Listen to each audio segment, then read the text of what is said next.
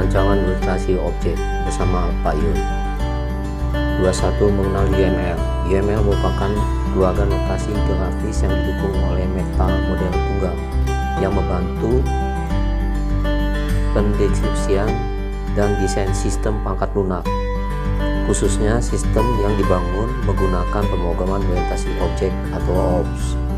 211. Tokoh UML. Notasi UML dibuat sebagai kolaborasi dari Daily Woods, James atau Jim Roberts, dan Eva Jacobson, serta Rebecca Brooks, Peter Jordan, dan lain-lainnya. 212. Pengertian UML. Beberapa pengertian UML antara lain UML singkatan dari Unified Modeling Language yang berarti bahasa pemodelan standar menurut Chandler's tahun 2003. Mengatakan sebagai bahasa berarti UML memiliki sintak dan semantik. UML merupakan alat komunikasi yang konsisten dalam mendukung para pengembang sistem saat ini.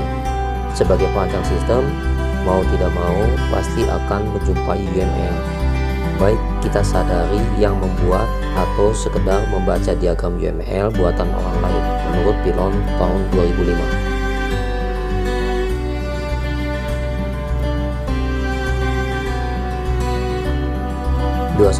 Cara menggunakan UML. Menurut Martin Fowler dan Steve Miller, menggolongkan 3 cara orang menggunakan UML, yaitu 1. Sebagai sketsa. UML digunakan sebagai sketsa, paling umum digunakan pengembang atau developer. Menggunakan UML untuk membantu menyampaikan beberapa aspek dari sebuah sistem. 2. Sebagai blueprint.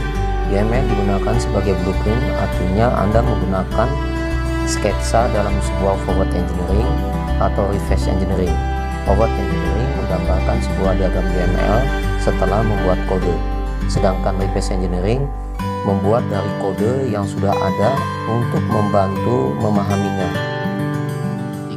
Sebagai bahasa pemrograman. Pengembang atau developer menggambarkan diagram UML yang digolongkan langsung menjadi kode yang dijalankan dan UML menjadi source code. 212. Sejarah UML. Pada bulan Oktober 1994, James Roberts, penemu notasi OMT, dan Geddy Boots, penemu Boots Method, bersama-sama menyamakan notasi mereka.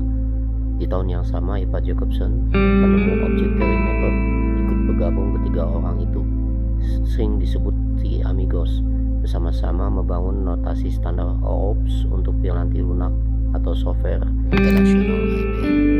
Ketiga pengembang UML tersebut dibantu oleh OMG Object Management Group mencapai konsensus tentang notasi, berhasil dicapai dengan sintak pada bulan November 1997. OMG merupakan gabungan dari kurang lebih 800 perusahaan pengembang perangkat lunak berorientasi objek. Sejak tahun 1997, divisi Revision Task Force atau RTF milik OMG beberapa kali merevisi UML. UML versi 2.0 direvisi pada tahun 2003. UML versi 2.3 yang terdiri dari 4 macam spesifikasi, yaitu diagram interchange specification, UML infrastructures, UML superstructures, dan object constraint language atau UCL. Seluruh spesifikasi tersebut dapat diakses di website http://www.omg.org. Pada UML dimungkinkan kita menggunakan diagram-diagram lain, misalnya DFD, IRD, dan sebagainya. Bila itu perlu, Anda tidak perlu ragu-ragu menggunakan diagram non-UML jika tidak ada diagram UML yang memenuhi kebutuhan Anda. 1.3 Diagram UML. UML versi 2 terdiri dari 13 diagram resmi seperti tabel di bawah ini. Diagram UML, activity diagram, class diagram, communication diagram, component diagram, composite structure diagram, deployment diagram, interaction overview diagram, picking diagram, sequence diagram, state machine diagram, timing diagram, use case diagram. 1.3.1 Klasifikasi jenis diagram UML. Diagram UML 2.0 dikelompokkan menjadi 3, yaitu structures diagram, behavior diagram, dan interaction diagram, seperti yang terlihat di gambar di bawah ini.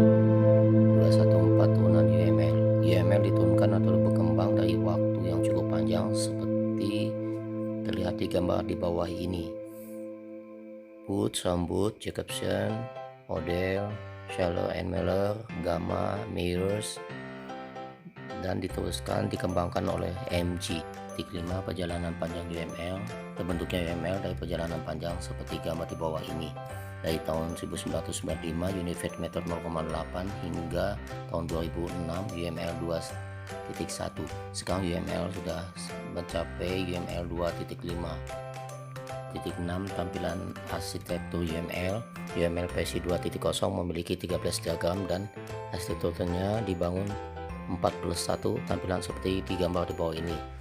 Structural view, behavior view, implementation view, environment view, dan keempat-empatnya itu memperhatikan use case view. 2.7 proses analisa dan desain. Proses analisa dan desain model UML menurut kerangka kerja atau framework Chapman seperti gambar di bawah ini.